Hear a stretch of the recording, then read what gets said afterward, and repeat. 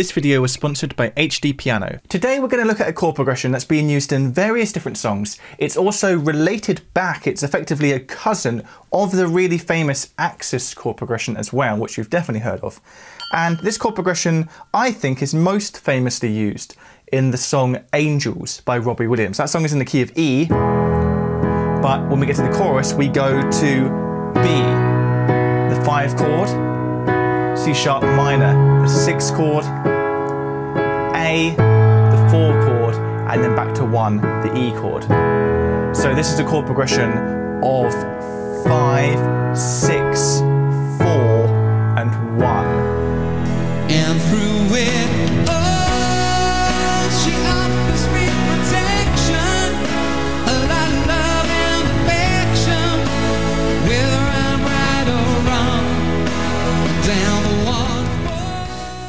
But as I said, this chord progression has been used in various different songs. Another very famous, very beloved song that uses this chord progression is Hurt, originally by 9 Inch Nails, but made perhaps more famous by Johnny Cash. Here we're in the key of C, so C would be our 1 chord, but unusually this chord progression actually begins not on the 1, but on the 5, which is G. So in Hurt we have G, A minor, F, and C. So that's still our 5, 6, 4, and 1. But to really add to the particular sound of this song, we need to add this over the top, the note G.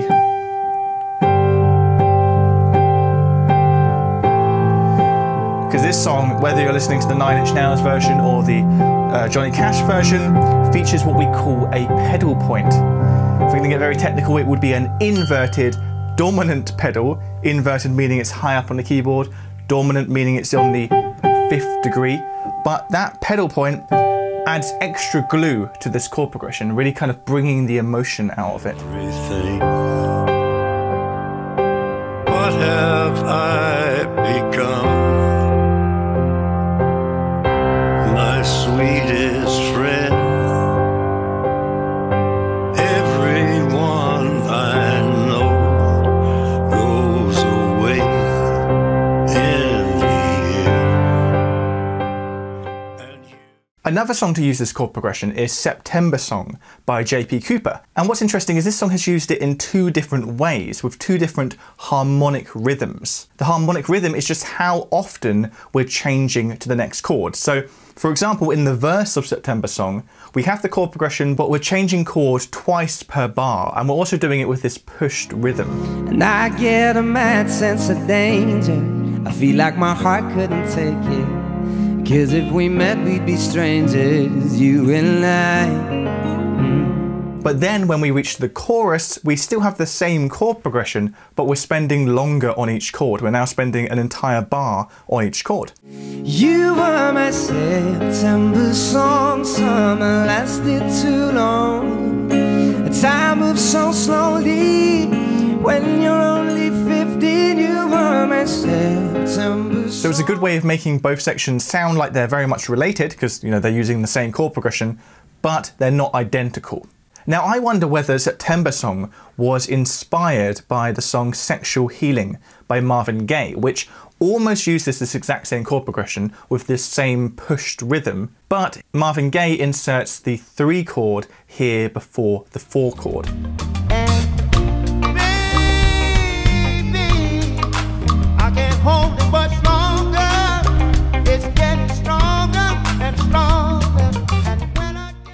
And another song that I think could have been influenced by Sexual Healing is I'm Not Famous by AJR, which once again uses this chord progression with that pushed rhythm. When my haters, I don't got 'em, I'm not famous, no. A song that uses this chord progression with a particularly unusual harmonic rhythm is the song Kids by OneRepublic. We have the same chord progression here, 5, 6, 4, 1, but we're changing chord in quite an asymmetrical pattern. We spend a bar and a half on the first chord and then just half a bar on the next chord, and that pattern repeats for the second half of the progression. Perfect disasters. We were reaching for the rafters. Yeah. And I'm yeah, 'cause we were done. Well, I remember we were sleeping. Now, an interesting element of this chord progression is that it doesn't begin on the one chord, it ends on the one chord. So we kind of get this little full stop at the end of each chord loop, which gives the chord progression a nice sense of starting with tension and then ending with resolution before looping round again. But a clever way that you could effectively mute or sort of postpone that sense of resolution we get from the one chord is to invert the one chord, put a different note in the bass. For example, like Feeder did on their song Just the Way I'm Feeling. It uses this chord progression, but on the first rotation, the one chord has been inverted, and it's only on the second rotation that we get it in its root position. 'Cause I feel it's going down 10 feet below the ground. I'm waiting for your healing hand. Wanna touch the ground. I feel it's going down 10 feet below the ground. Now, if you Google this chord progression, a common example you see cited is Wannabe by the Spice Girls. If you want my future, forget my past. If you wanna get with me. But personally, I don't hear this chord progression as 5, 6, 4, 1. I hear it as 1, 2, flat 7, 4. If you want my future, forget my past. If you wanna. And this raises an interesting question about how we even know that this first chord is the 5 chord or the 1 chord, right? Because unlike most chord progressions that often start on the 1 chord, this chord progression we're talking about today starts on the 5 chord.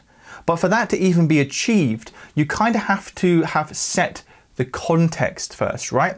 So for example, in Angels by Robbie Williams, we're very clearly in the key of E because we've spent the verse section really hitting home that E is our 1 chord, which means that when we then do go to the chorus, the B, we very much hear that B as the 5 chord and the next chord as the 6 chord, rather than hearing them as the 1 and the 2.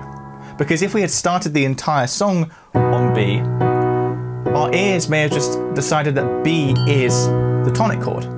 And that's what I think is happening in Wannabe by the Spice Girls. The first section of the song, I don't think fully establishes in our ears that we're in the key of B. So when we get to the chorus, I don't think we hear this F sharp as the 5 chord of B. I think we hear it as the 1 chord. So we then just hear 1, 2, flat 7, 4.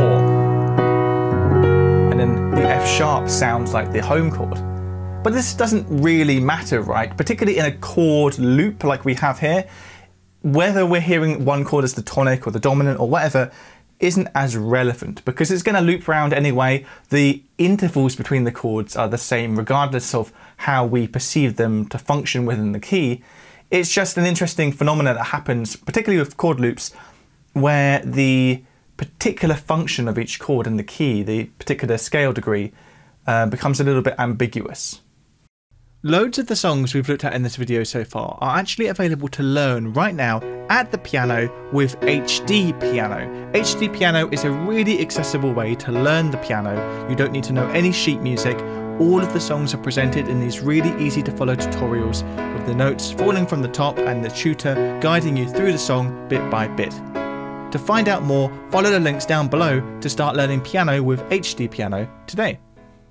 So I mentioned earlier that this 5, 6, 4, 1 chord progression is related to that very famous axis progression, the 1, 5, 6, 4, that chord progression that turns up in so much modern pop music. So the way it's related, as you may have already noticed, is that it's the same order of chords. We're just starting on the 2nd chord instead.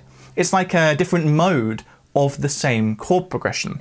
So rather than starting on the C, we're just skipping straight to the G, the 5, and then we go to the 6, and then we go to the 4, and then we go to the 1.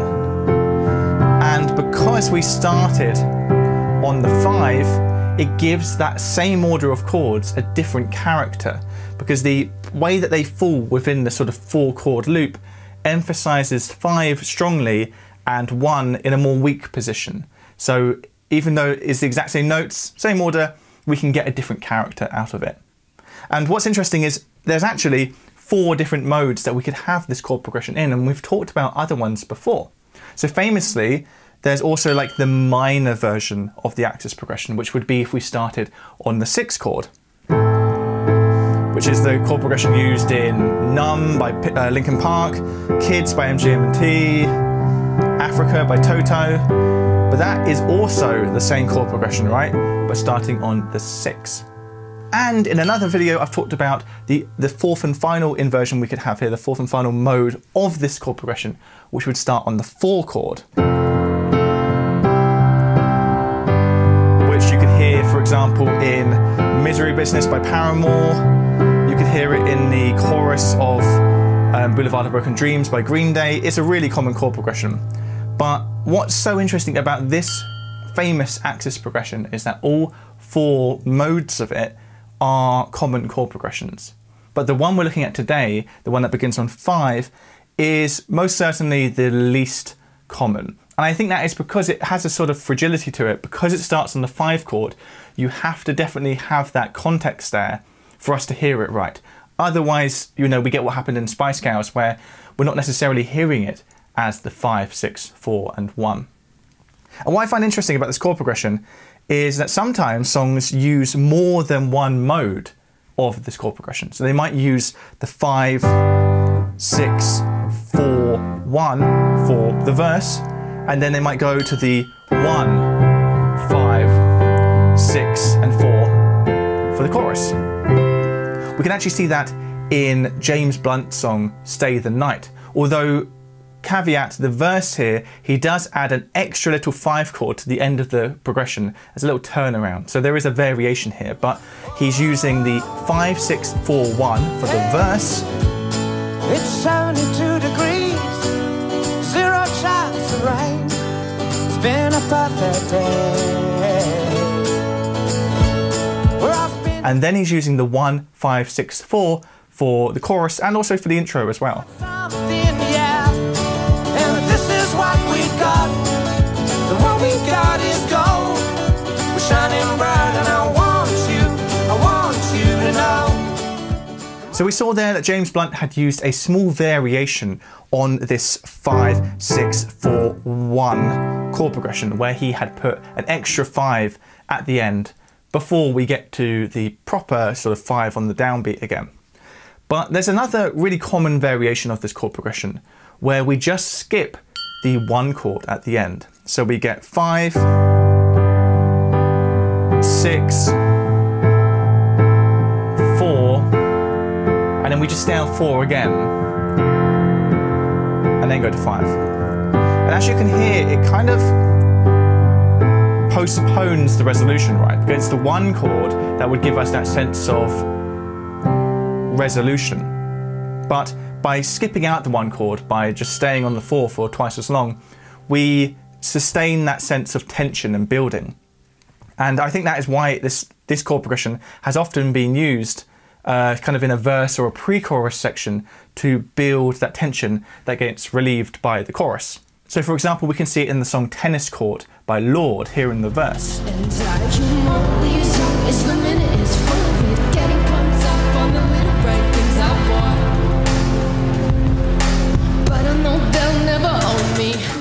We can also see it in the song The Archer by Taylor Swift. Dark side, I search for your dark side, but what if I'm alright? And what's interesting with The Archer is we've got this 5, 6, 4 chord progression for the verse, and then in the chorus we get that classic 1, 5, 6, 4 chord progression. So it's, you know, once again kind of related. Awake in the night, I pace like a ghost. The room is on fire, invisible smoke, and all of my heroes die all alone. Help me hold on to you. And the exact same thing happens in an earlier song, Adele's Someone Like You. In the pre-chorus section, we get this 5, 6, and 4. I hate to turn out bad of the blue, uninvited, but I couldn't stay away. I couldn't fight it. I had hoped you'd see my face, and that you be And then that reminded. pressure, that suspense that's been created by that non-resolving chord progression is all relieved when we hit the chorus, which has that classic 1, 5, 6, 4. Never mind, I'll find someone like you. I wish nothing but the... Another song that uses a variation on this chord progression is Time After Time by Cyndi Lauper. In the chorus, we almost have this 5, 6, 4, 1 chord progression, but she throws in an extra 5 chord here before the 1. If you're lost, you can look and you will find me. Time after time. So that is the 5, 6, 4, 1 chord progression. And as I said before, what is interesting and kind of crucial with this chord progression is making sure to set the context. The way we hear chords and melodies and music in general is very context dependent. So right now, when I want to play us out with this 5, 6, 4, 1 chord progression, I can't just launch straight into it, because your ears may not latch on to that last chord as the 1. What I really need to do is set that context. And then once we fully know that we're in E, then I can go